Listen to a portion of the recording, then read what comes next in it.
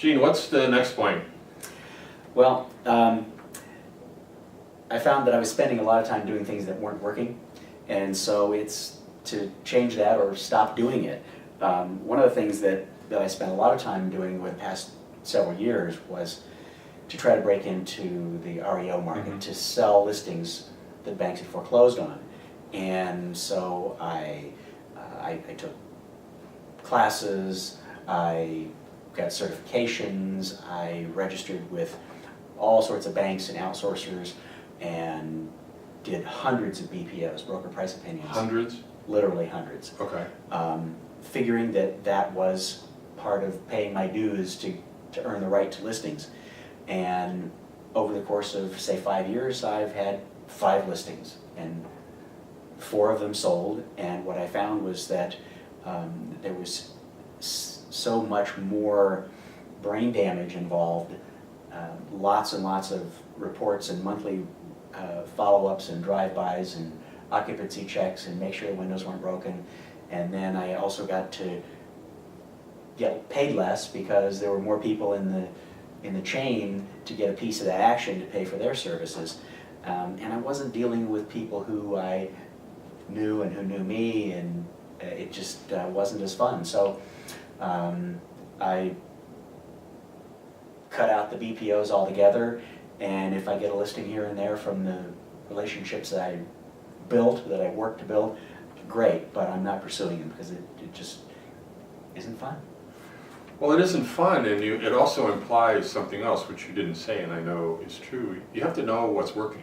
Yeah. You have to pay attention to what you're doing that's working, and I call it marketing equilibrium. It's, you know, if you expend effort, energy, money, you got to get something back. And some of it can be fun. I get that it's fun to do with your spirit of influence and past clients. Yeah. So what else? The other thing that I had been doing, because I do work with a lot of investors, and that's been a successful part of my business, it's fun, but I was doing a lot of research about what was coming in the pipeline in the way of properties being foreclosed on. Right. And I was providing that as a value-added service to my investor clients. Here's what's coming, here are the ones that might have value, and then, of course, you never know until the last minute what the actual bid will be at the auction that the bank will put out there. And so something that may not have looked interesting at one point suddenly becomes interesting, and then there's this frantic surge of energy on between Monday and Wednesday. Monday when the list comes out and you find out what really will be for sale and at what price, until the actual sale date. And what I found out was I was spending so much energy on that, and once in a while one of my clients would buy one of those properties at that auction and give me a fee for that. And I knew I was doing it mostly as a touch, as a lost leader, that here's something that I can do that nobody else can do for you.